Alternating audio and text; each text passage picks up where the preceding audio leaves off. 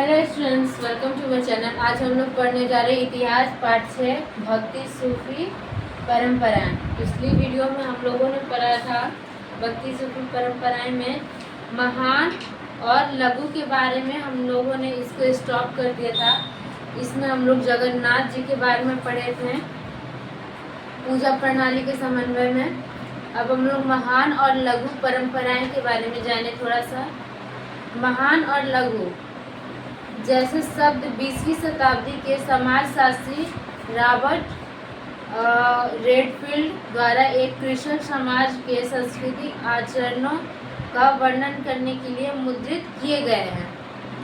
मतलब कि उस टाइम जो रॉबर्ट रेडफील्ड थे, उन्होंने ये आम किसानों के लिए, कृषक समाज के जो लोग थे उनके लिए ये संस्कृति का नाम रखा गया था। इस समाजशास्त्री ने देखा कि किसान उन कर्मकांडों और पद्धतियों का अनुसरण करते थे जिनका समाज से प्रभुत्वशाली वर्ग जैसे पुरोहित और राजा द्वारा पालन किया जाता था।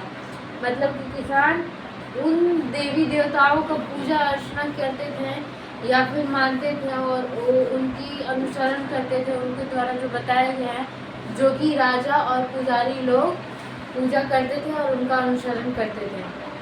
इसीलिए किसान भी वही करते थे जो राजा और पुजारी ही जिस संस्कृति का अनुसरण करते थे। इन कर्मकांडों को रेडफील्ड ने महान परंपरा की संज्ञा दी है। जो रेडफील्ड थे, रॉबर्ट रेडफील्ड, उन्होंने इसको महान परंपरा का संज्ञा दिया है। साथ ही कृषि समुदाय अन्य लोग चारों का भी पालन करते थे जो इस महान परिपाटी से सर्वथा भिन्न था। मतलब कि और भी जो किसान लोग थे वो और भी परंपराओं को मानते थे और ये सब इनसे एकदम भिन्न था, अलग था। इन्हें लघु परंपराओं के नाम से अभिहित किया गया। रेडफील्ड ने यह भी देखा कि महान और लघु दोनों ही परंपराएं में समय के साथ हुए पारस्परिक आदान प्रदान के कारण परिवर्तन भी बहुत से हो रहे थे। हालांकि विद्वान इन प्रक्रियाओं और वर्गीकरण के महत्व को इनकार करते थे, तथापि वे इन शब्दों में जो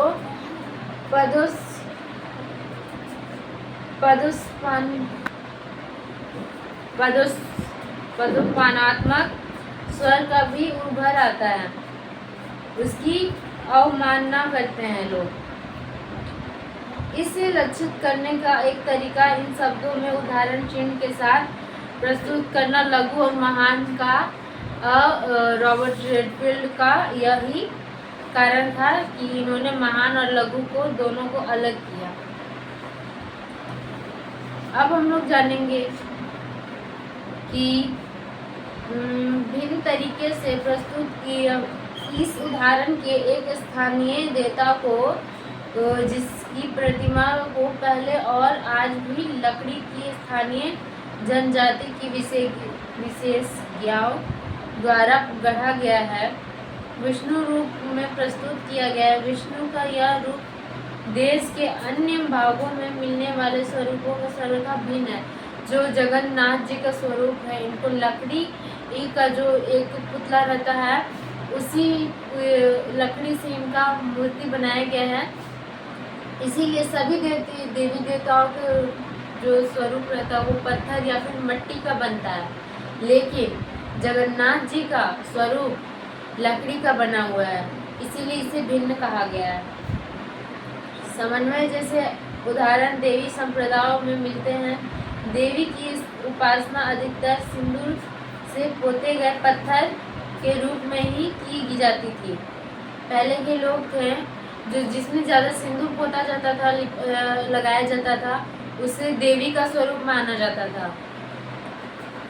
इस स्थानीय देवी को पौराणिक परंपराओं के भीतर मुख्यतः देवताओं की पत्नी के रूप में मान्यता दी गई। कभी यह लक्ष्मी के रूप में विष्णु की पत्नी बनी, कभी शिव की पत्नी पार्वती के रूप में सामने इन्हें प्रस्तुत किया गया। तो आज की वीडियो में इतना ही, मिलते हैं नेक्स्ट वीडियो में नेक्स्ट टॉपिक पे इसी चैप्टर में। आज के लिए थैंक यू।